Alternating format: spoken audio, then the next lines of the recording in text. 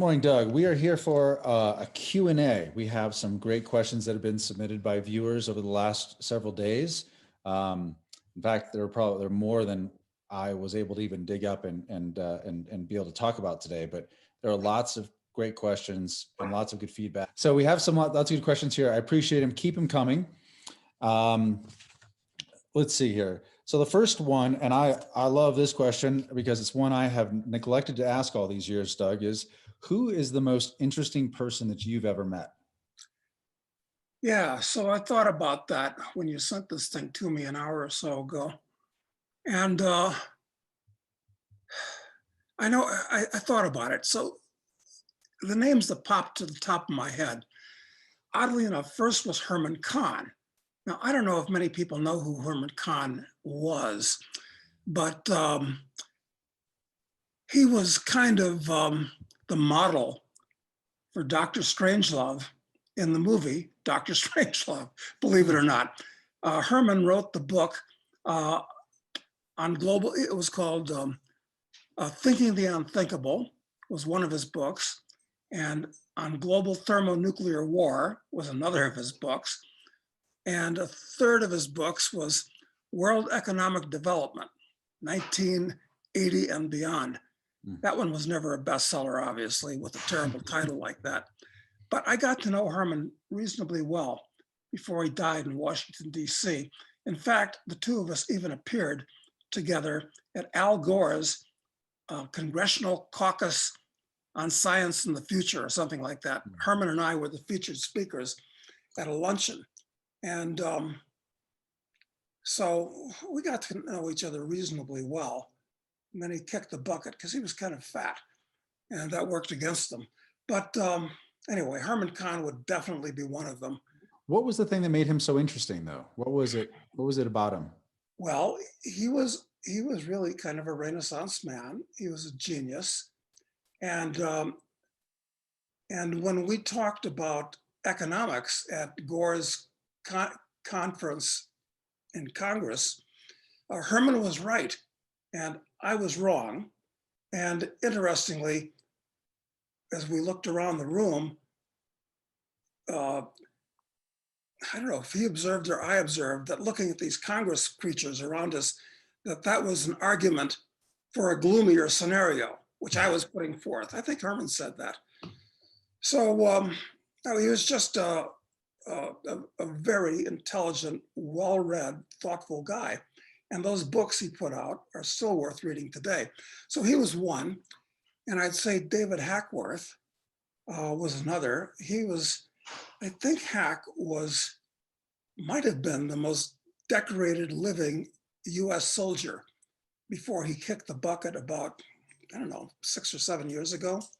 And among other things, I read his book About Face, about his military career, starting at the tail end of World War II.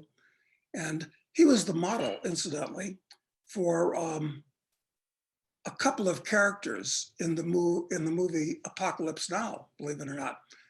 He was a model for Colonel Kurtz himself, and he was a model for the character that wore the cavalry hat. Yeah. Both of them. So he was a fascinating guy, and he came to a meeting of my Eris Society one year, and that's where I really got to know him well personally. And another one that I found was really interesting, who I met at Eris, and I just sent Sonny Barger a copy of this, Assassin.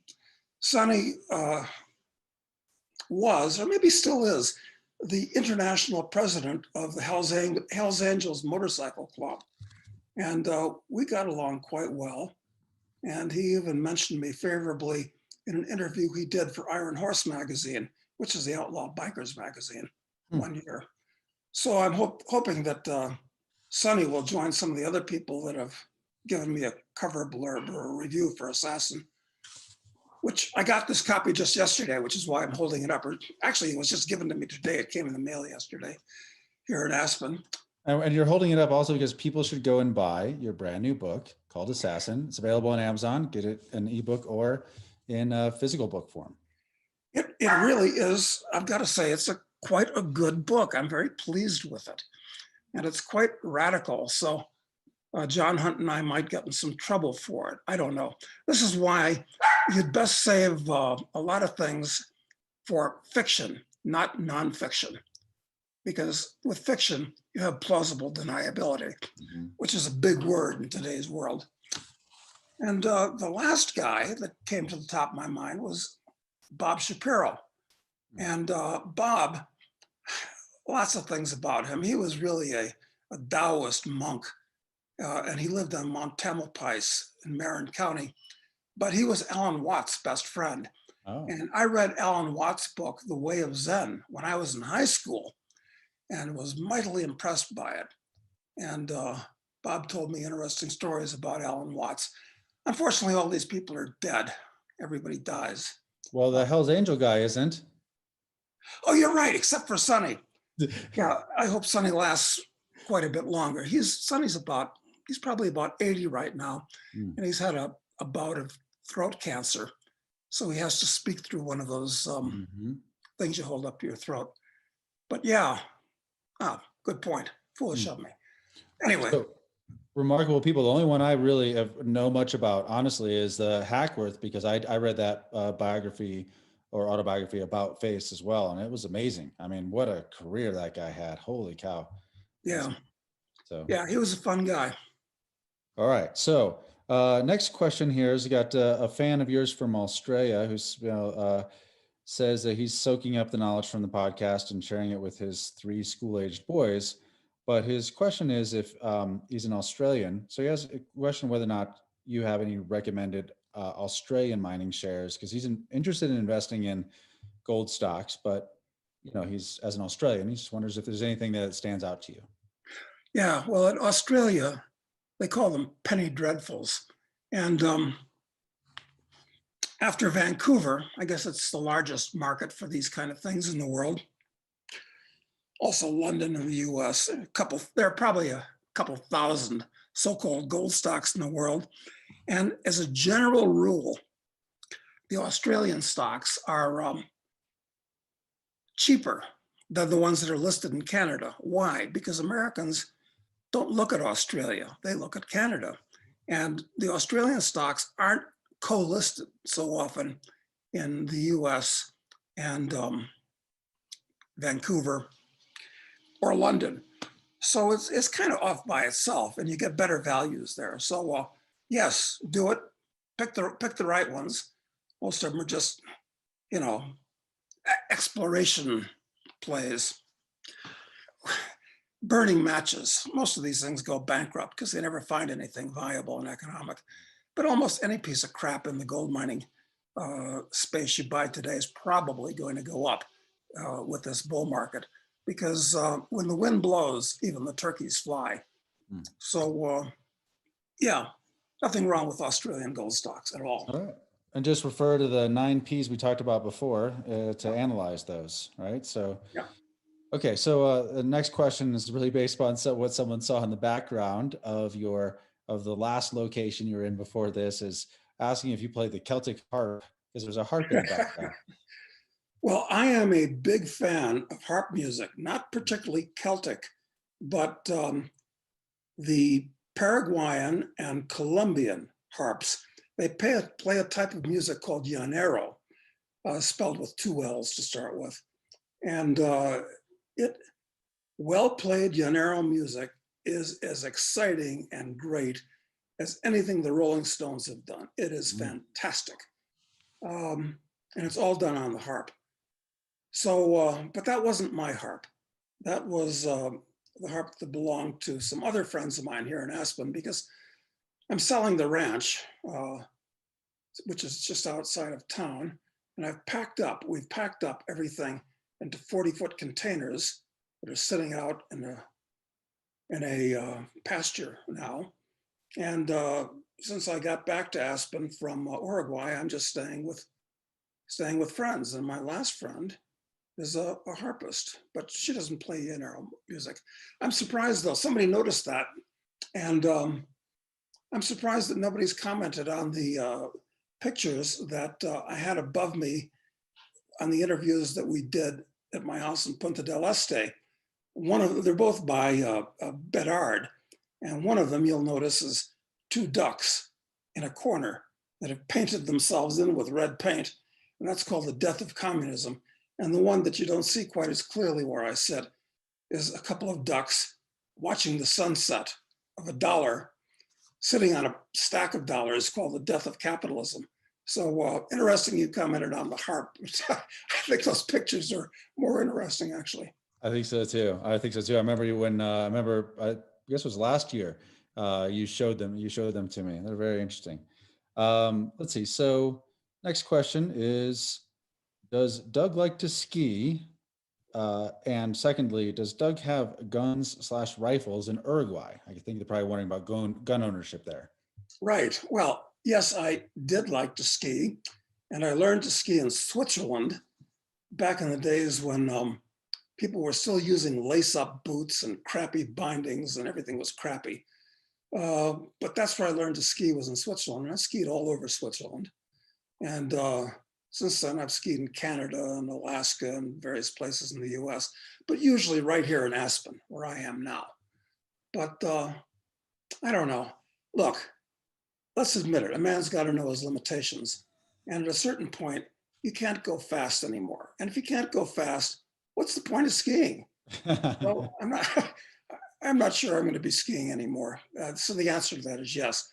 And guns in Uruguay, yes, you're allowed. I mean, the whole world is going in the wrong direction.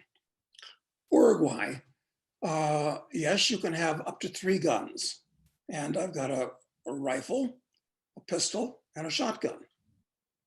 Because all they let you have is 3. It's easy to get them, no problem. You register them, but they leave you alone. Argentina is more gun liberal than Uruguay, incidentally. You can have any number of guns. So yeah, it's not bad in Uruguay. It's important you have a gun. I mean, if there's a home invasion in the middle of the night, you don't want to engage in hand-to-hand combat at 3 a.m. with God knows who. So, but you have to make sure that you shoot them when they're in your house, preferably in your bedroom. Right. Just to be sure. Get the plausible deniability, right? Yeah, exactly.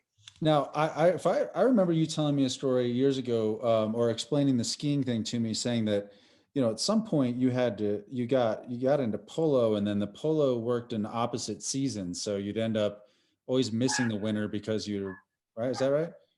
That's exactly right. Because I learned to play polo here in Aspen, and then when I got serious about it, I went to Palm Beach, which is the mecca of polo in the US. But that's Palm Beach during the winter, which is the ski season here in Aspen. So that's when I stopped really skiing, because I was playing polo in Palm Beach. And then I moved to New Zealand, where I played, it was much rougher playing in New Zealand than in Palm Beach. In Palm Beach polo, it's a bunch of multimillionaires that it's different than New Zealand. In New Zealand, polo players, which has the highest per capita population of polo players in the world, incidentally. It's not Argentina, it's New Zealand. And in New Zealand, polo players are basically tough farm boys that play polo when they're not playing rugby. I was just going to say rugby, yeah. Exactly. So the polo in New Zealand was actually rougher and a lot more fun than it was in poofter-driven Palm Beach, where you hire these Argentine pros, and it's a different kettle of fish entirely. And of course, I played in Argentina as well. So yeah, but if in the United States, if you're a skier, it makes it tough to be a polo player, because winter in Palm Beach is winter in Aspen. They conflict. Got to pick and choose. Yeah, exactly. So, okay. So next question is, I think this is relating to the episode that we did on being an anarchist. And he says, regarding those who initiate violence against others, let's call it a criminal, he says, for this conversation, the thought experiment I always fall back on is what should a small, voluntary, nonviolent, cooperative society do with respect to such a criminal? Well, to start with, uh, when somebody does something destructive of life or property, the idea is not to punish him, which is what the so-called criminal justice system does today all over the world. That's pointless. I mean, you're punishing him. Okay, great. But somebody's got to pay for that, including the person that was offended against. He's got to, it's going to be reflected in his taxes. The way it should work is this, is that instead of assigning somebody an arbitrary length of time in a cage, which serves no useful purpose for anybody, the sentence should be repaying the damage you did. You assess as best as you can, even if you kill somebody. Well, what's that person's life worth to who, and make that better, plus the cost of his capture and the cost of monitoring him while he's paying back the debt. That's the way the criminal justice system should work. Not punishment over time, but damages, paying back the debt plus expenses. Hmm. That pretty well answers the problem, I think. Yeah, And yeah, I think that most people's reflexive response to that is, everything shouldn't boil down to money. It shouldn't boil down to that. What about justice? well, I think that's as close as you can come to actual justice. Mm. I mean, the first thing is make the victim whole. And if justice is about getting what you deserve, the first object is to make sure that the victim gets what he deserves, or his estate if he's Mm. been killed.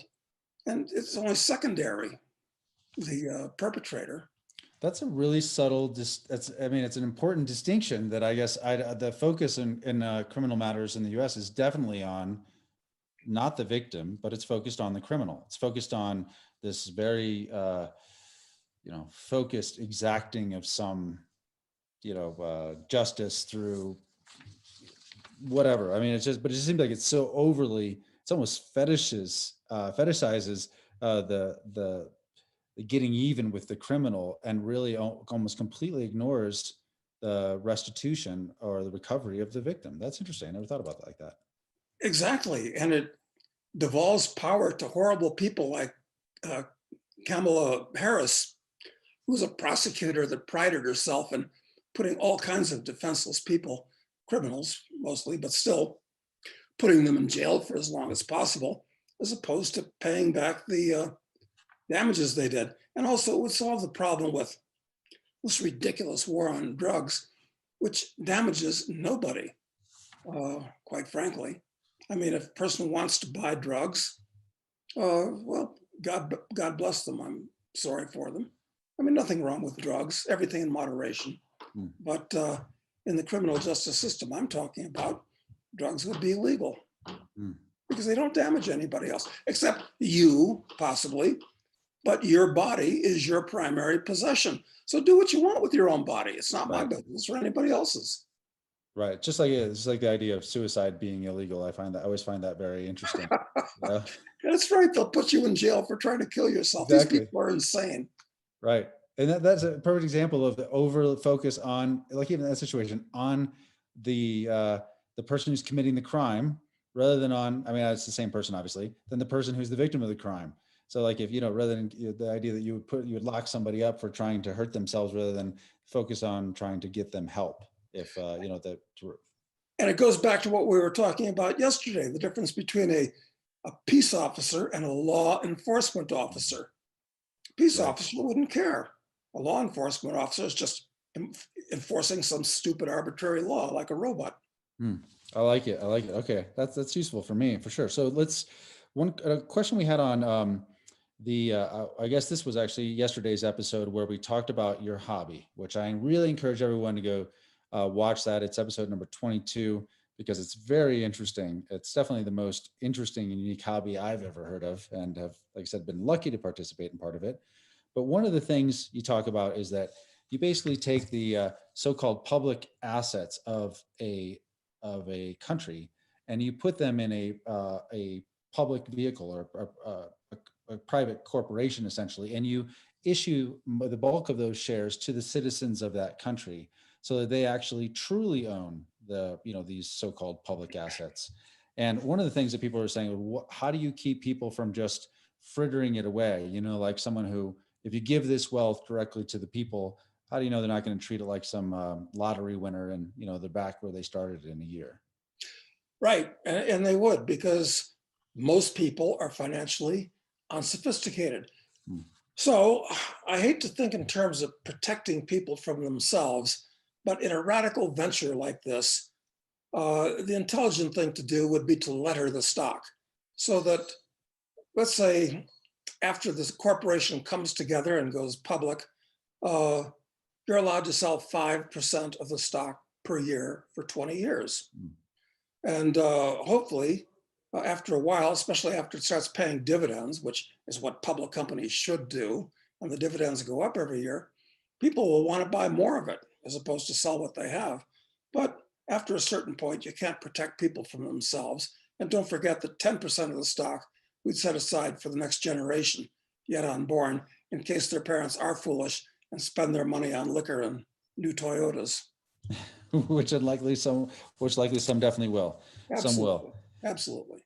So someone asked here about the idea of, because we talked about Africa a lot, and the idea of, adventure and seeking your fortune when you're young. You said in one of the episodes, quote, "If I were a young man now trying to create wealth, I'd go to Africa." The person asking the question says, asks if you can elaborate more on it. What you mean by that exactly? What would you do and where?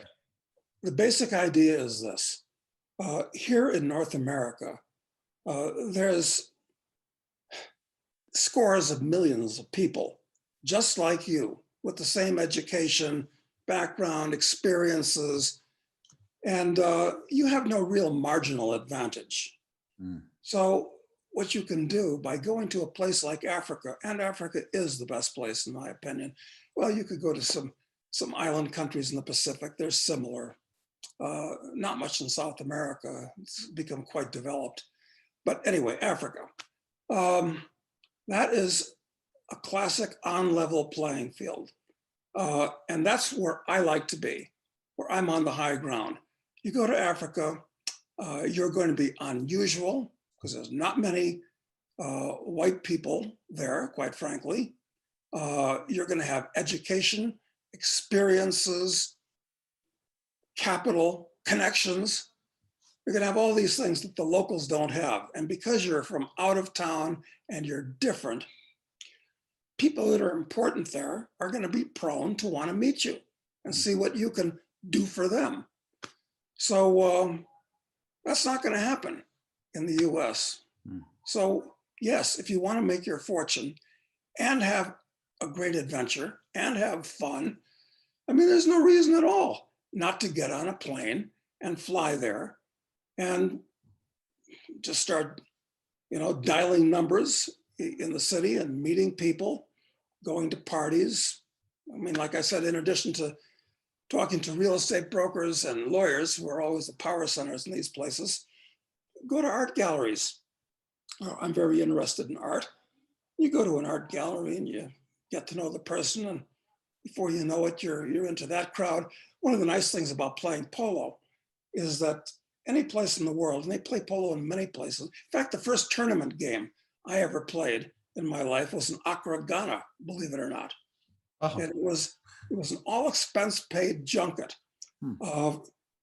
that the Accra Polo Club invited the Stowe, Vermont Polo Club to come and play there. And in Stowe, they couldn't round up 4 players. So my friend who was living in Stowe called me and says, "You want to come with us?" And I said, "Sign me up." So American Airlines flew us over first class, and we met everybody in Accra, and we're taken all around the country and had dinner with the president's wife. And I mean, Stevie Wonder came and watched the game. Well, not really, but he came to the game. I don't know what the hell Stevie was doing there. I'm always running into Stevie Wonder. I mean, at a restaurant in Zurich, Jackie Staufferstube, there was Stevie Wonder there too. So, maybe we were good buddies in a past lifetime or something. So no, polo is wonderful because if you play, you find the local polo club and you show up and you're one of the boys. And of Hmm. course, the people that play polo are generally at the top of society. It'll make it easy for you. Same Is there for any anything, sport, I guess, but polo's better than most that way. I guess is there, golf is okay. is there Tennis, anything else like not that? like polo. Is there anything else like polo, recreations, sports, anything that like, is a connecting force across cultures like that? Anything you can think of? I guess golf is. Hmm, It's the same kind of stratus hmm, of people, and maybe tennis is too, to a lesser degree. hmm.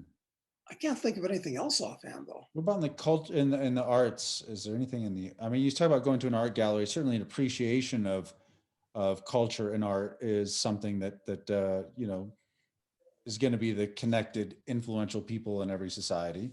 Is, I wonder if there's something else. Yeah, Hmm. yeah, exactly.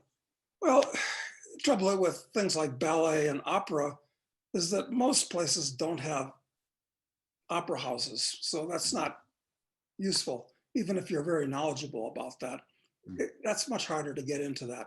Hmm. I mean, polo and golf and tennis, much, much easier, I think. So fundamentally, though, you're showing up in these places, you're different automatically, just by default, Yeah, just by accident of birth. You're fundamentally different than the vast majority of people around you. And then from there, it's about getting the opportunity to mix with and get to know people there locally, and then look for opportunities to solve their problems, right? exactly. That's exactly right. Another sport, which is sometimes useful, is scuba diving. If you're an experienced diver, you go down to the local dive shop, and that's a different class of people. But you never know where these things lead. Mm, So that's you take advantage of you play the angles like that. mm, So this is why the more you know and the more you've done and the more that you can do, the easier it is to move and groove in the new society. And mm, in Africa, it's wide open for you. mm. So, you know, definitely that's what somebody that's one in their 20s, definitely, or 30s can do if they're looking to make it. Well, incidentally, if someone goes and does these things in Africa or anywhere else, when they do come back to the US, the competitive landscape is different. They have a set of experiences that automatically now differentiate them all of a sudden from people here. You're right. You make it coming and going by Yeah. doing that. Mm. So pity the poor fool that doesn't take advantage of that can. I agree. I love it. Okay. So question about your new book, Assassin. Someone wants to know if you're going to release an audio version of it, and if so, if you have an estimate of when that'll happen. It's being recorded, perhaps as we speak, and it should be on Amazon 2 or 3 weeks at most. Okay. All right. Very good. What are your thoughts on the overall commodity market, oil, natural gas, uranium, et cetera? Do you expect the market to recover anytime soon? And if so, is there a particular area that you're interested in? Yeah, commodities are really, really cheap relative to everything else in both absolute terms and relative terms. They're cheap. And most commodity producers are just getting by at this point. I mean, farmers are just breaking even. Miners, except for gold miners, are just breaking even. Gold miners are coining money right now, although fund managers don't seem to understand that or recognize it. So yeah, I'm a big bull on commodities. In particular, I'd look at coffee right now, which is selling at about its marginal. I wrote an article on internationalman.com, I don't know, several months ago on coffee when it was about $1. It's about $1.06 now. It's been as high as subsequently $1.20. Coffee is very interesting. Oil is interesting because fracking, you can't make any money fracking now. And I don't know where oil prices are going to go. That's a whole nother discussion. But commodities in general, yes, definitely. Look at commodities. Hmm. They're very cheap. Okay. So we talked about Bitcoin in a prior episode, and someone just asks, about Bitcoin, they say, well, what happens when all of the Bitcoin is mined because it's limited specifically to something like 22 million Bitcoin? Will the system fail when they can no longer mine more Bitcoin? Well, you know more about it than I do, Matt, but one thing that has kind of come to my attention, and I don't know if this is even true, but someone has represented, knowledgeable, I presume, that just the amount of electricity used for mining Bitcoin is 1% of global consumption. Maybe this is all cryptos together. That's a lot, 1% of global consumption, about the amount that Switzerland uses as a country. Mm. Well, any problem, technological problem will be solved. I wouldn't worry about that too much, but still a concern. What do you think?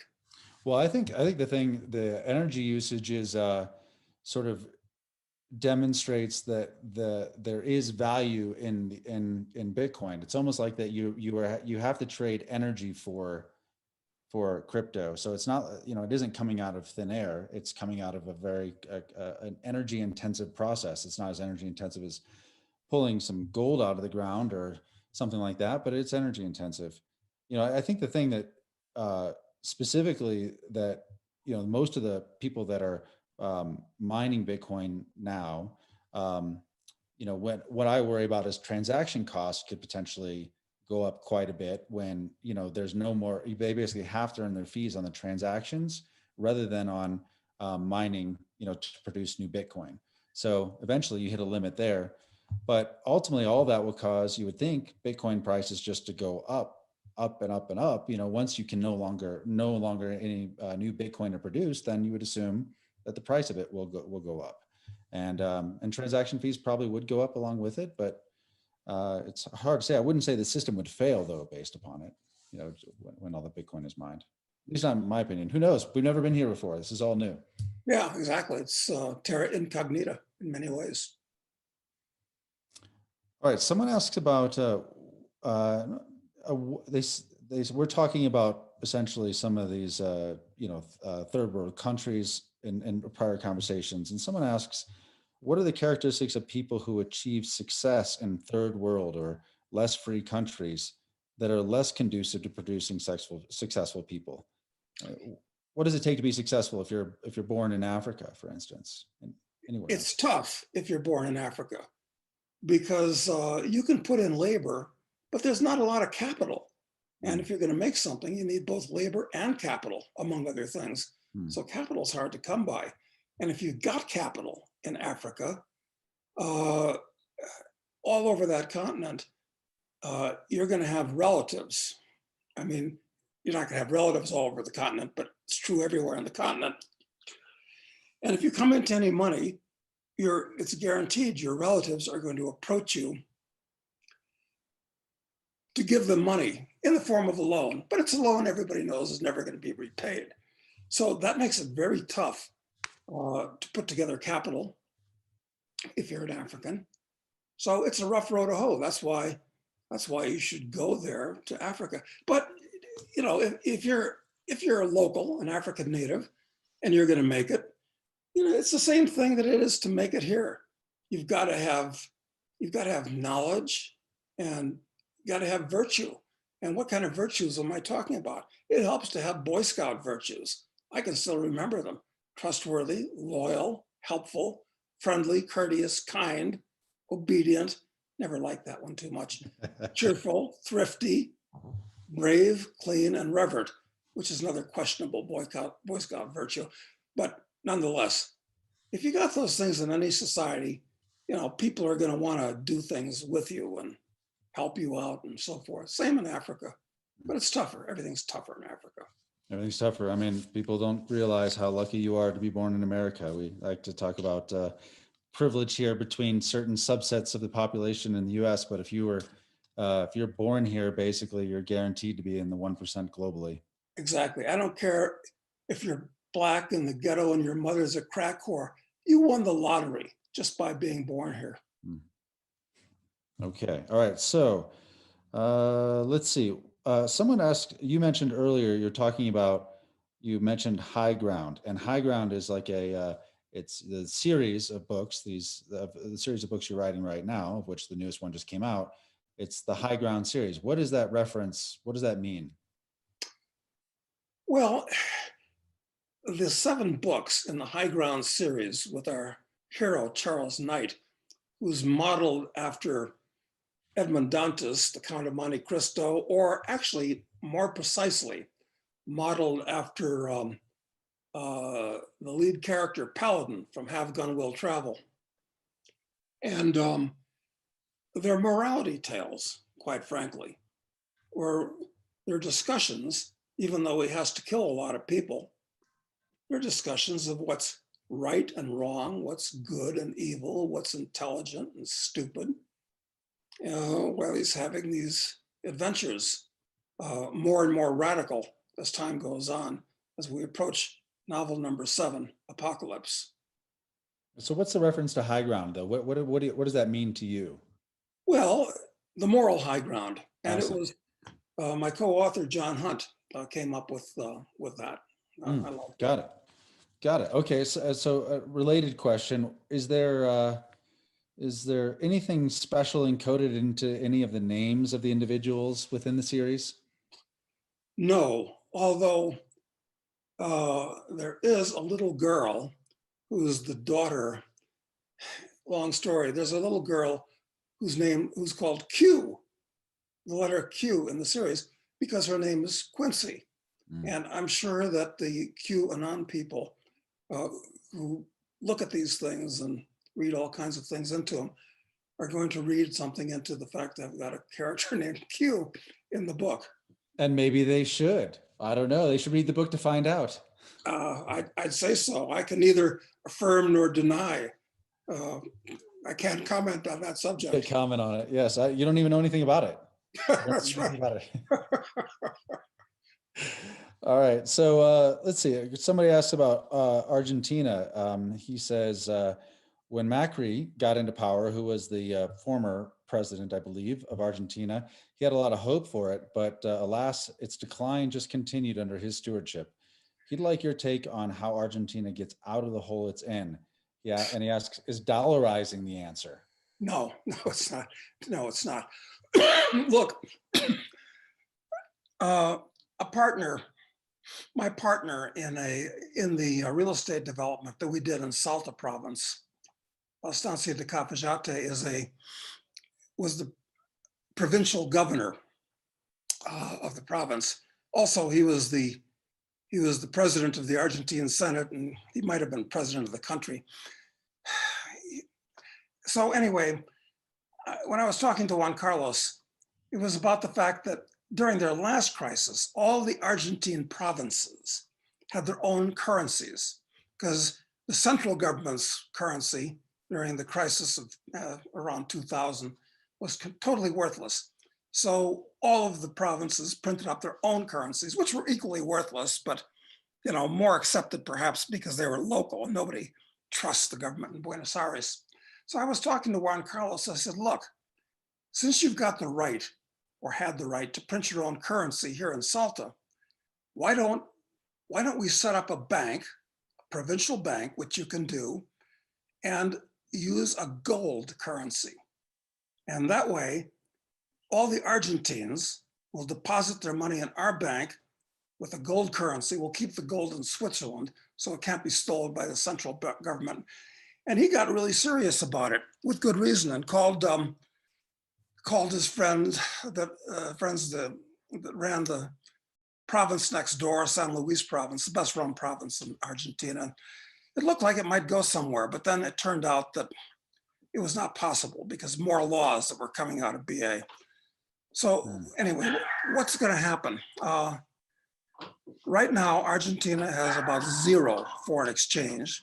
All they've got is their worthless local money. Taxes are ridiculous in Argentina. Farmers, which is the major industry in Argentina, can't make any money because before you put your cattle or your wheat or your soybeans on the boat, you've got to pay what's called a retenzione to the central government. Before you can even put it on the boat, you have to give them, depending on a number of factors, someplace in between 5 and 30% the value of the cargo. And then if there's anything left over, you pay their ridiculous income taxes on what's left over. So farmers in Argentina right now are only producing enough to cover their current expenses. This is an argument for being long a bunch of commodities, incidentally. So I don't know. Look, I don't know what's going to happen with Argentina because they're totally corrupted. Everybody's a welfare recipient from the government, but the government's bankrupt. They're like a cycle ahead of the US at this point. We'll see what happens to Argentina, and that'll give us a clue as to what's going to happen to the US 20 years from now or less. But it's a disaster. It's a disaster. The only thing they can do is basically fire 95% of the government employees, get rid of almost all the laws, regulations, and all these things that are strangling that country, and it would boom. Will it happen? Well, maybe it'll happen just because they have no other alternative. But I love Argentina, but how these people have managed to screw this up with Peronism, fascism, socialism, it's shameful, it's criminal. Does seem even with that, if Salta or another province could actually develop a competing currency that's actually backed by something, it at least allow people to accumulate capital, which makes like an exit possible, you know. But without that, if there's no hiding, you can't save anything. How can you save a peso that's losing value at the rate of 10% per month? You can't. So there's no savings, no capital accumulation, and you're not allowed to buy dollars. So it's too bad that we couldn't pull off that gold-backed bank in Salta, which we were talking about 10 years ago. But you know, they closed off that avenue. But you know, a couple of these very powerful governors, they like this idea. Yeah. Well, if it gets bad enough in any country, the central authority basically, you know, more or less collapses. I mean, their ability to enforce at least gets reduced. And so in that environment, even if there are these laws in the books, you would think that, you know, if their power really collapses, if they're sort of rotting from within, if it gets bad enough, then those opportunities, if people are brave enough at that point to stand up, if the governor then is brave enough to stand up at that point, there would be a big opportunity.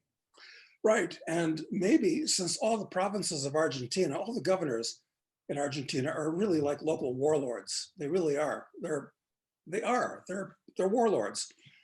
Maybe one or more of them are going to break off from the rest of the country. This is going to happen in China. This is going to happen in a lot of countries around the world as the Greater Depression gets deeper. You're going to find provinces breaking off, some because they want to become really socialist, and some because they want to do the right, intelligent thing, as we talked about yesterday, I guess. Yes, I agree. Okay, so it's going to be exciting. It is going to be exciting as long as you could just be outside of the field of fire. You know, it'll be very entertaining to watch. Or control a private army that you can bring to bear at the right time. Exactly. Yeah. Things like executive outcomes and Blackwater, and there are a bunch of other mercenary armies like that running around the world today. They're going to see a day in the sun, I think. They are, and the U.S., if nothing else, we definitely have a surplus of battle-hardened young men who have been put through the ringer and, you know, are looking for gainful employment somewhere. Yep. Yeah, it's going to be fascinating. So what do you someone asked a general question, obviously new to investing, wanted to know if there were any books that you would recommend that someone start with to just learn how to value companies. This isn't really talking about the mining shares so much, just more in general. I recommend unreservedly, I recommend Benjamin Graham's book, The Intelligent Investor.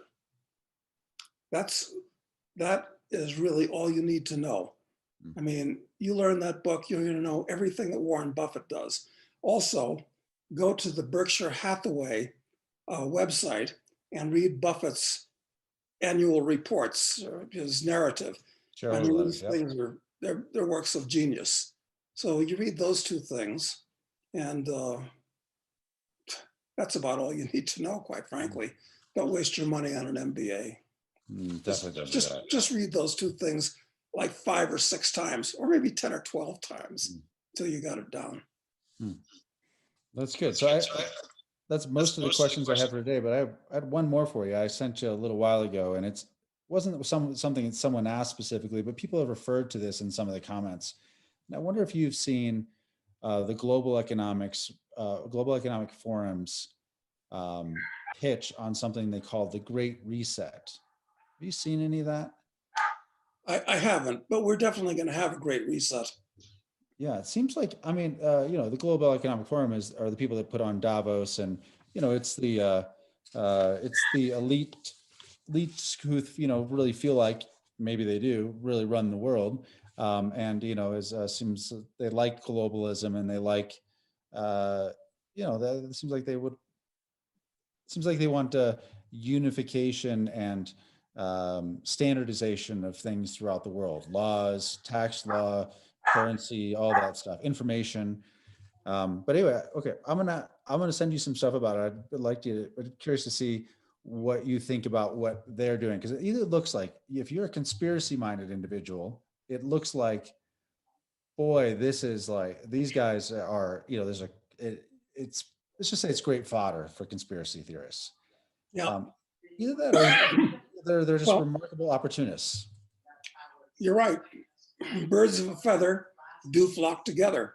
Hmm. And, these guys are basically miscreants that are corrupted by their money. So we can talk about that sometime next week, I guess. Yeah, I don't know if you know the guy who runs it. His name is Klaus, and he looks like Dr. Evil. If he just had the cat on his lap, it would just be all the way there. Contemptible hustler. Don't know him personally. I don't think we get along. I doubt it. I doubt you would. Okay, so that's all the questions we have for today. I love the questions. Please keep them coming, everybody. The one thing that was a little disappointed when I went through the feedback, there were lots of really very positive comments. Lots of people saying really nice things. It was very gratifying for me to hear, and I know for you as well. But I feel like we must be missing the mark, because there really wasn't very much hate mail, and that's odd. That's a little odd for for the things that you say, the third rail ideas that we cover. Yeah, it is surprising, actually. But perhaps we ought to reach out to the highways and the byways and bring in the lame and the halt and the blind. I'm sure they're going to have lots of stupid things to say. Yeah, yeah. I won't give up the dream yet that we'll get some people that with more hate mail. We've gotten a few, but I mean, not as much percentage-wise as I would have expected by now. Okay, well, we'll just have to get bigger. Try harder. We'll try harder. Yeah. Yeah. All right, Doug. Thanks so much. Have a great weekend, and we will Thanks, talk Matt. to you next week. You too.